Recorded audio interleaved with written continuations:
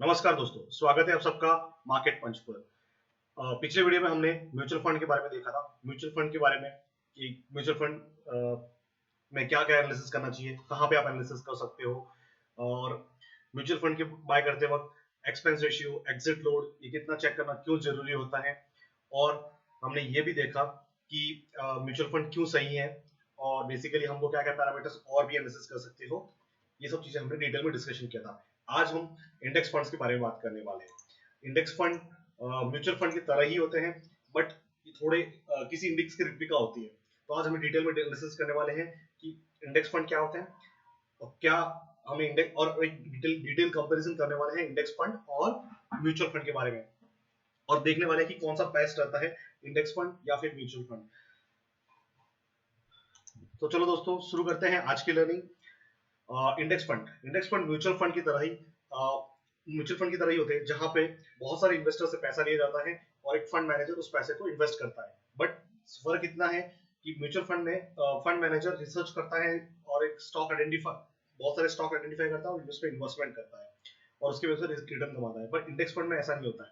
Index fund किसी index की replica होती है। तो बेसिकली आपने जो पैसा दिया, तो वो उसी अमाउंट पे डाला जाएगा जिस अमाउंट में इंडेक्स में है। जैसे फॉर एग्जांपल निफ्टी 50 का इंडेक्स है एनएसई का, तो निफ्टी 50 का जो इंडेक्स फंड होगा वो क्या होगा, निफ्टी 50 जितने जितने स्टॉक्स जैसे रिलायंस हो गया, इन्फी हो गया, और जिस ऑर्डर में है, जितने वेटेज में है, मतलब जितने परसेंटेज में है, उसी परसेंटेज में आपके इंडेक्स फंड में मिल जाएंगे। तो बेसिकली जब भी कोई इंडेक्स फंड में एक स्टॉक ऐड होगा या इसमें से निकल जाएगा, तो निफ्टी 50 में कोई भी स्टॉक अगर ऐड होगा या फिर उसमें से निकल जाएगा, तो इंडेक्स फंड से भी वो स्टॉक निकल जाएगा। तो बेसिकली फंड मैनेजर को क्या करना है, जैसे जैसे स्टॉक्स निफ्टी में होते हैं, ऐड होते हैं, जैसे जैसे निफ्टी 50 के स्टॉक्स ग्रो होते हैं, उसी तरह से आपको इंडेक्स फंड में एडजस्टमेंट करना पड़ता है। तो इतना ही होता है, उसमें और कुछ रिसर्च करना नहीं पड़ता है। इसके लिए इनको पैसिव फंड बोला जाता है, न कि एक्टिव फंड। यहाँ पे एक्टिवली रिसर्च करना नहीं पड़ता, पैसिवली रिसर्च करना पड़ता है, और यहाँ पे इन्वेस्टमेंट भी पैसिव काइंड ऑफ होते हैं। और यहाँ पे सबसे बड़ी बात होती है, एक्सपेंस रेशियो बहुत कम होता है। एक्सपेंस रेशियो इंडेक्स फंड का 0.2 से लेके 0.5% के बीच में होता है, और एग्जिट लोड ना के बराबर होता है। तो इसीलिए आज की काफी सारी पब्लिक आपने देखा होगा कि इंडेक्स फंड प्रेफर कर रहे हैं। इंडेक्स फंड काफी न्यू है, म्यूचुअल फंड काफी पुराने हैं। लाइक आप अगर 15 साल पहले जाते तो आपको wide range of mutual funds मिल जाते, बट इंडेक्स फंड नहीं मिलता था। इंडियन मार्केट के हिसाब से बात कर रहा हूँ, यूएस वगैरह वहाँ पे इंडेक्स फंड्स थे, बट अभी इंडेक्स फंड इंडिया में भी काफी सारे अवेलेबल है। आप किसी भी एम से भी जाओगे, किसी भी एम से जाओगे, एचडीएफसी, रिलायंस, यूटीआई, या फिर आपका आईसीआईसीआई, तो आपको इंडेक्स फंड मिल जाएगा, निफ्टी 50 का इंडेक्स फंड मिल जाएगा। तो आखिर क्या वजह है कि लोग आजकल निफ्टी इंडेक्स फंड को ज्यादा प्रेफर कर रहे हैं। एक है लो एक्सपेंस रेशियो। हमने देखा था कि म्यूचुअल फंड का एक्सपेंस रेशियो 1% से ज्यादा होता है, 1% या उससे ज्यादा होता है। तो यहाँ पे 0.25, तो 0.5% से लेके 1% के बीच में आपको डिफरेंस मिलता है। तो उतना पैसा आपका सेव होता है हर साल। तो वो अगर जब आप 15 साल 20 साल की इन्वेस्टमेंट करते हैं तो काफी बड़ा अमाउंट होता है। सेकंड चीज है कि 60% जो नॉर्मल म्यूचुअल फंड होते हैं वो इंडेक्स के रिटर्न को बीट नहीं कर पाते हैं। फिर से बोल रहा हूँ, 60% जो नॉर्मल म्यूचुअल फंड होते हैं वो इंडेक्स के रिटर्न को बीट नहीं कर पाते हैं अगर लॉन्गर टर्म में देखते हैं। तो ये भी एक सबसे बड़ा रीजन है कि जब आप उनको एक्स्ट्रा पैसा भी दे रहे हो और वो इंडेक्स 60% टाइम वो इंडेक्स को बीट नहीं कर पा रहे, तो आप इंडेक्स फंड ही कर लीजिए। एटलीस्ट आप 60% टाइम विन होने के चांसेस हो जाएंगे, करेक्ट। तो आपके पास लूज होने के चांसेस 40% है। और इंडेक्स आपका, मतलब अगर इंडिया की बात करें, निफ्टी लास्ट 30 इयर्स और 30 इयर्स की बात करते हैं, तो वो 15% सीएजीआर से ग्रो हुआ है, करेक्ट। तो अगर आपको 15% म्यूचुअल इंडेक्स फंड से रिटर्न मिल जाएगा और उसमें भी आपका 1% आपकी एक्सपेंस रेशियो कम हो जाएगा, तो फिर आपके लिए लॉन्गर टर्म में काफी बड़ा रिटर्न बन सकता है। ये लो रिस्क होते हैं एंड वेल डाइवर्सिफाइड होते हैं। रीजन कि निफ्टी, अगर आप निफ्टी 50 की बात करोगे तो आप देखोगे उसमें कि रिलायंस है, जैसे कि ऑयल इंडस्ट्रीज है, करेक्ट।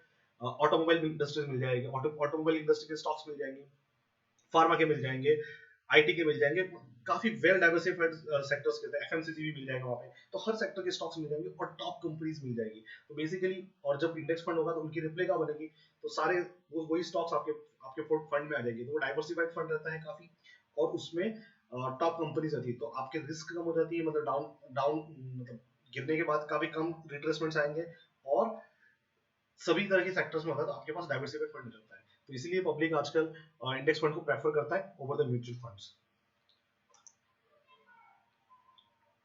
तो अभी देखते सेम अभी जाके देखते हैं कि हम इंडेक्स फंड के बारे में कहाँ जाके रिसर्च कर सकते हैं और कैसे कर सकते हैं। उसके लिए आपको आपको सेम वेबसाइट है ईटी मनी या फिर आपका वैल्यू रिसर्च ऑनलाइन करके, ये इस दोनों दोनों वेबसाइट पे जाके आप रिसर्च कर सकते हो इंडेक्स फंड का। मैं जनरली प्रेफर करता हूँ ईटी मनी। तो मेरे यहाँ पे म्यूचुअल फंड्स की कैटेगरी जाके एक्सप्लोर म्यूचुअल फंड कर देंगे। तो अभी हमको इंडेक्स फंड के बारे में जाना है, तो यहाँ पे आप क्या करेंगे, निफ्टी 50 इंडेक्स इंडेक्स फंड, ठीक है। तो मैंने निफ्टी 50 का इंडेक्स फंड डाल दिया। तो ये देखो निफ्टी 50 का Aditya Birla Sun Life Nifty 50 index fund direct growth आ गया, ठीक है। तो मैंने इसको सेलेक्ट कर लिया। तो अभी आप देखोगे कि ये निफ्टी 50 का ये प्लान आ गया है, मतलब 50 का इंडेक्स फंड है। आपको इंडेक्स फंड में याद रखना है, कोई भी फंड अगर आपको पता चलना है कि इंडेक्स फंड है या नहीं, तो आप उसके नाम में इंडेक्स फंड रहेगा ना, और वो किसका इंडेक्स फंड है उसका मेंशन रहेगा। निफ्टी 50 है तो निफ्टी 50 का इंडेक्स फंड है। और ये तो आपको पता ही है डायरेक्ट ग्रोथ में, जैसे लास्ट टाइम डिस्कस किया था, डायरेक्ट फंड चूज करना है। ये एनएवी है इसकी 171, और ये रिटर्न फ्रॉम सेल्स, मतलब जब से ये फंड बना है तब से इसने 12% पर एनम रिटर्न दिया है। और इस फंड में भी आपको दो ऑप्शन मिल जाएंगे, direct and regular. Always prefer regular one, direct one, वो भी हम देख लेंगे एक बार सारी चीजें देख लेते हैं यहाँ पे। अगर आप मंथली 10,000 का एसआईपी करते हो 5 इयर्स, तो आप 6 लाख रुपीज इन्वेस्ट करते, 2.93 का प्रॉफिट होता और 8.93 का वैल्यू बनता आपका टोटल। तो आप देख सकते हो कि एवरेज कैटेगरी फंड में 14% मिलता है, इसमें 15.43 मिला है। इस तरह से आप देख सकते हो। अभी क्योंकि हमने इंडेक्स फंड लिया है तो 99% इसकी इक्विटी में ही होल्डिंग होगी। आप देख सकते हो रिलायंस, इन्फी, ये सब टॉप कंपनी तो वही आएगी। लार्ज कैप ही होगा क्योंकि निफ्टी 50 लार्ज कैप ही रहते हैं मेनली, तो लार्ज कैप रहेगी। फाइनेंशियल सेक्टर, टेक्नोलॉजी सेक्टर को देख सकते हो आप, इस तरह से रहेगी चीजें। तो आप इसमें ये देख सकते हो और दूसरे फंड के साथ कंपैरिजन दिखा लेगा कि कैसे कहाँ पे ये परफॉर्म कर रहे हैं। और रिस्कोमीटर, बिकॉज क्योंकि ये निफ्टी 50 फंड है तो पूरा ये पूरा इक्विटी बेस्ड फंड होगा, तो ये थोड़ा रिस्की रहता है, रिस्कोमीटर रहते हैं। बट जनरली आप लार्ज कैप कंपनीज में आप इन्वेस्टमेंट कर रहे हो तो इतना रिस्की नहीं रहता है। आप फंड मैनेजर के बारे में डिटेल ले सकते हो, यहाँ पे इसके परफॉर्मेंस रेशियोज क्या है वगैरह सब देख सकते हो, और इसके बारे में आप डिटेल डिस्कशन कर सकते हो, गोल वगैरह सब पढ़ सकते हो यहाँ से आपके पास, ठीक है। तो अभी देखते हैं कि सबसे मेन चीज है एक्सपेंस रेशियो। अभी इसका एक्सपेंस रेशियो 0.33% है। सो इंडेक्स फंड का 0.33% है, एग्जिट लोड 0 है, तो आप मतलब 1% यहाँ बचेंगे। एयूएम साइज 355 करोड़ से है, और ये एज 9 इयर्स से है। और इसका देखो आप बेंचमार्क इसका निफ्टी 50 के साथ कंपैरिजन हो रहा है, मतलब ये किसके साथ कंपेयर होगा, निफ्टी 50 के टोटल रिटर्न के साथ।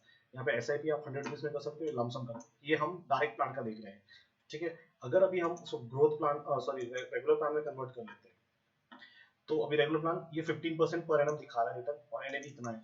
बट ये फंड पुराना था क्योंकि 19 ईयर्स से, तो ये काफी, जो पहले निफ्टी काफी नीचे था तब से रिटर्न मिल रहा था, तो वो रिटर्न कैलकुलेट हो रहे हैं, तो वो सब दिखा रहा है यहाँ पे। तो आप देख सकते हैं निफ्टी 50 का बेंचमार्क है। और बट एक्सपेंस रेशियो सबसे इंपॉर्टेंट है, एक्सपेंस रेशियो आपका 0.3 से देखिए से इंक्रीज हो गया 0.6%। इस फंड को देख के आपको ये लगेगा कि ये फंड पहले सिर्फ ओनली रेगुलर ही था, तब वहां पे डायरेक्ट प्लान नहीं था। अभी इन्होंने डायरेक्ट प्लान भी लॉन्च किया है जो कि 9 साल से चल रहा है, बट रेगुलर प्लान 19 ईयर से चल रहा था। तो 19 ईयर्स का अगर रिटर्न देखोगे तो आपको 15% मिलेगा, और पर 9 ईयर्स का रिटर्न आपको 12% समथिंग मिल रहा है, ठीक है। तो इस तरह से आप इसमें एक्सपेंस रेशियो और एग्जिट लोड और सब फंड के बारे में रिसर्च कर सकते हो। अब आप 2-3 फंड इंडेक्स फंड में कंपेयर कर सकते हो, और मतलब आदित्य बिरला का हो गया, एचडीएफसी का हो गया, और उसके बाद आप ये कर सकते हो कि दो कंपनी के आपके पास म्यूचुअल फंड्स बन गए, इंडेक्स फंड बन गए। अब देख सकते हो एक्सपेंस रेशियो किसका कम है, फंड मैनेजर कौन सा अच्छा परफॉर्म कर रहा है। आप फंड मैनेजर को नाम लीजिए, गूगल पे सर्च कीजिए, उसके बारे में डिटेल ले लीजिए, उसने क्या क्या फंड मैनेज किए वगैरह सब, उसके बारे में आपको डिटेल ब्रीफ इंट्रोडक्शन मिल जाएगा। आप पढ़ लीजिए कौन सा फंड आपको अच्छा लग रहा है, और किसने कंसिस्टेंटली रिटर्न दिया है, बेटर रिटर्न दिया 3 इयर्स, 5 इयर्स और 10 इयर्स का रिजल्ट चेक कर लीजिए, और फिर उसके ऊपर आप डिसीजन ले लीजिए कि कौन सा फंड आपके लिए बेस्ट रहेगा। इस तरह से आप ये रिसर्च कर सकते हो यहाँ से, और ये आप एनालिसिस करके कर सकते हो। अभी हम कंक्लूजन करते हैं कि म्यूचुअल फंड, हमने इंडेक्स फंड और म्यूचुअल फंड तो देख लिया, करेक्ट। अभी कौन सा सही है, कब हमको इंडेक्स फंड देखना चाहिए, कब हमको म्यूचुअल फंड्स बाय करना चाहिए। तो अगर जनरली मुझे अगर लार्ज कैप का फंड बाय करना है, तो I will go for index fund over the mutual fund. मैं इंडेक्स फंड की प्रेफर करूंगा अगर लार्ज कैप में मुझे फंड बाय करना है तो। और मैं डायरेक्ट फंड ही बाय करूंगा रेगुलर फंड की जगह। मैं हमेशा रेगुलर फंड बाय नहीं करता हूँ, मैं सिर्फ डायरेक्ट फंड ही बाय करता हूँ। मैं हमेशा मेक श्योर करता हूँ कि जब मुझे पता है कि मुझे दो फंड इंडेक्स फंड, मान लो अगर इंडेक्स फंड ही मुझे बाय करना है, तो मैं 2-3 एएमसी का कंपेयर करूंगा, और उनके फंड मैनेजर के साथ थोड़ा थोड़ा रिव्यूज करूंगा कि मतलब गूगल पे जाके रिसर्च करूंगा कि उस फंड के बारे में क्या ग्रोथ है, और उसके 3 इयर्स 5 इयर्स और 10 इयर्स के रिटर्न्स देखूंगा कि कैसे उसने ग्रो किया है, और I will try to choose the lowest expense ratio fund, but उसका नाम और एएमसी का नाम सब वगैरह थोड़ा सही होना चाहिए। तो मतलब बेसिकली मैं ज्यादा इंपॉर्टेंस देता हूँ फंड मैनेजर और लो एक्सपेंस रेशियो होना चाहिए, और किस एएमसी का ग्रुप का है उसका भी थोड़ा मैटर करता है। और मैं जैसा कि फंड हमारे जो भी फंड होते हैं, चाहे म्यूचुअल फंड हो चाहे इंडेक्स फंड हो, आपके लिए वो के हेल्प आपके पोर्टफोलियो को डाइवर्सिफिकेशन करने के लिए हेल्प करता है। डाइवर्सिफिकेशन को अगर आम भाषा में बोलते हैं तो आपके पास 100 रुपीज है, तो आप सभी पैसा एक ही सेक्टर में लगाओगे, एक ही स्टॉक में लगाओगे, तो आप क्या करते हो मल्टीपल स्टॉक्स में डालते हो, तो थोड़ा थोड़ा डिवाइड होता है। तो मान लो एक स्टॉक डूब गया तो भी आपके पास 3 या 4 स्टॉक होंगे जो बचे हुए, वो आपको वो संभाल लेंगे। तो इस तरह से आप अगर मल्टीपल बकेट्स में रखते हो या बास्केट में रखते हो, तो आपको रिस्क कम हो जाती है और रिटर्न वॉलेटिलिटी भी कम हो जाती है, और जब कोई भी सेक्टर जिस सेक्टर का स्टॉक होता है वो परफॉर्म करता है तो आपको अच्छे रिटर्न भी मिल जाता है। अगर मान लो मैं मुझे मोर देन वन फंड लेने हैं या मुझे कुछ और फंड लेने, तो मैं हमेशा कोशिश करता हूँ कि मेरे सारे फंड डिफरेंट डिफरेंट कैटेगरी और डिफरेंट सेक्टर के होने चाहिए ना।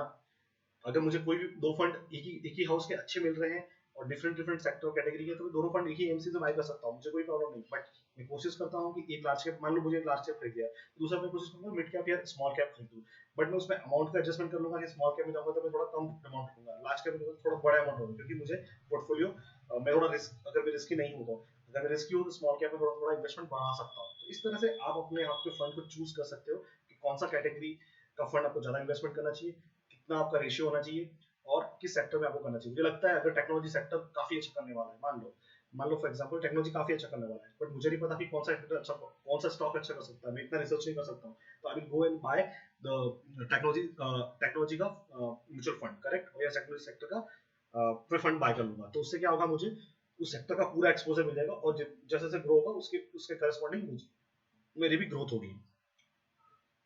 अब एक बेस्ट क्वेश्चन आता है कि हमको कितने परसेंट फंड हमारे बाय करने चाहिए। म्यूचुअल फंड हमारे पोर्टफोलियो में मान लो अगर 100 रुपए का मैं इन्वेस्टमेंट कर रहा हूँ, तो कितने परसेंट मेरा म्यूचुअल फंड्स होना चाहिए। अगर मैं बहुत हाई रिस्क की ट्रेडर हूँ तो मैं 60 टू 70% में इक्विटी में जाऊंगा, फिर बाद में कुछ डेप्ट और म्यूचुअल फंड्स में जाऊंगा। तो मैं जनरली कोशिश करता हूँ कि 10 टू 15% मेरा ये होना चाहिए, एक म्यूचुअल फंड्स होने चाहिए अगर आप रिस्क ट्रेडर हो। अगर आप मीडियम रिस्क थोड़ा रिस्क लेना चाहते हो और बट ज्यादा रिस्क नहीं ले सकते हो, तो आप 20 टू 25% म्यूचुअल फंड्स के ऊपर फोकस कर सकते हो, बाकी आप इक्विटी और दूसरे असेट क्लास में भी आप देख सकते हो।